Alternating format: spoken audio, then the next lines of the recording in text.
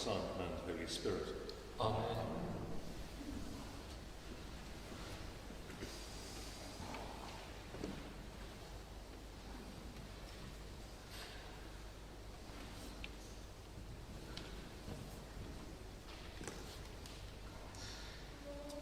Some years ago, I had a friend who used to make jewellery.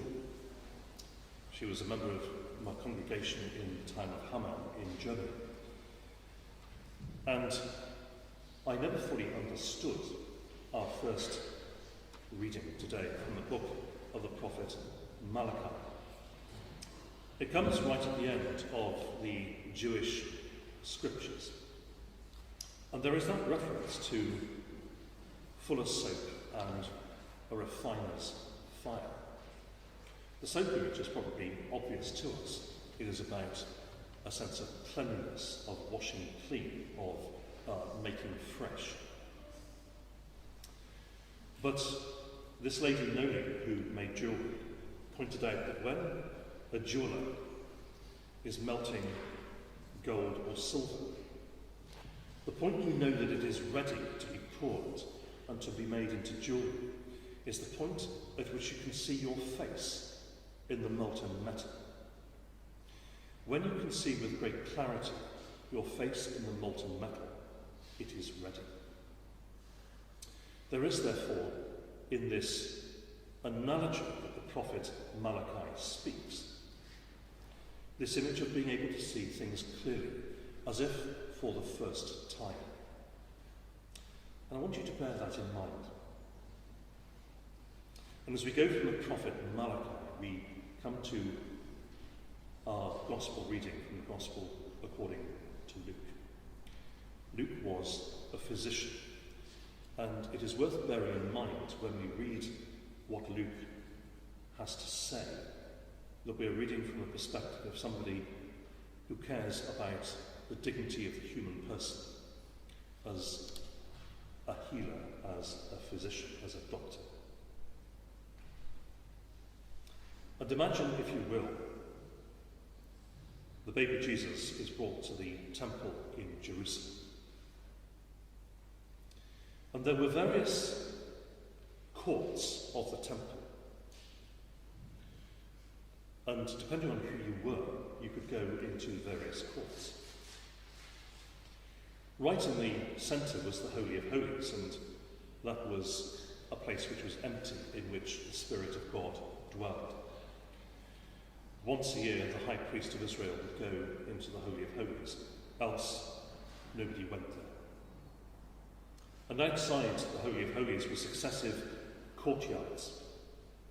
And in one place you would find an altar where animal sacrifices were offered.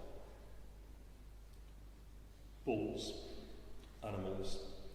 And we read that Mary and Joseph offered a customary sacrifice of 2 turtle doves, 2 pigeons. And in this temple there would have been a lot of people.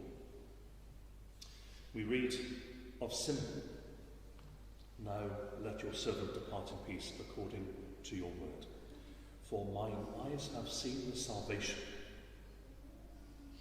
which you have prepared in the presence of all peoples." Simeon, an old man, sees with the clarity of a refiner's fire in the fragility of this baby who is brought to be offered and cleansed. We find Anna, an old woman who lives in the outer court of the temple, who speaks these great words of prophecy. There would have been other people as well who are not named, but who would have been witnesses to this very regular occurrence of bringing your firstborn to the temple.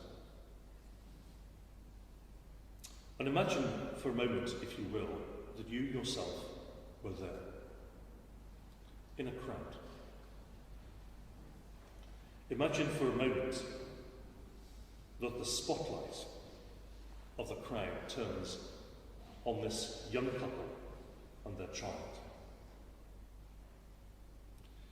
And we are so unused to being in crowds that suddenly the mood can change. And a crowd where people are busy and bustling, and suddenly something happens in the distance, and the crowd turns and looks, and the spotlight of the collective imagination is caught on this infant child. And in a moment, almost insignificant and unrecorded, a fundamental shift changes in the world. Because, as according to the law, Mary and Joseph had brought 2 turtle doves to offer as a sacrifice, as thanksgiving to God. In the prophecy of Simeon and of Anna, what changes is the realization that the law of Moses is incomplete.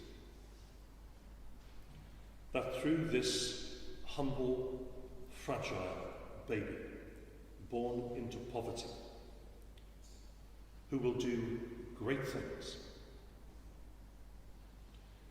the gift that should be offered to God is not an animal sacrifice, but rather a sacrifice of thanks and praise. And in that moment, the world has changed. Here we are at Candelmas. We come to the end of our Christmas and Epiphany season. We trace the birth, the presentation of Christ in the temple, and in the weeks to come, as we lead up to Easter, we will follow the infant Jesus as he grows and begins his ministry as an adult.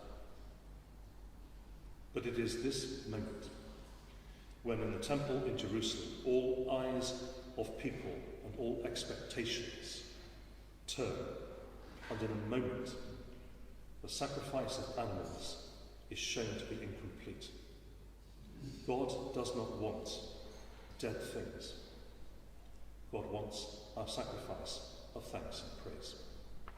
Amen.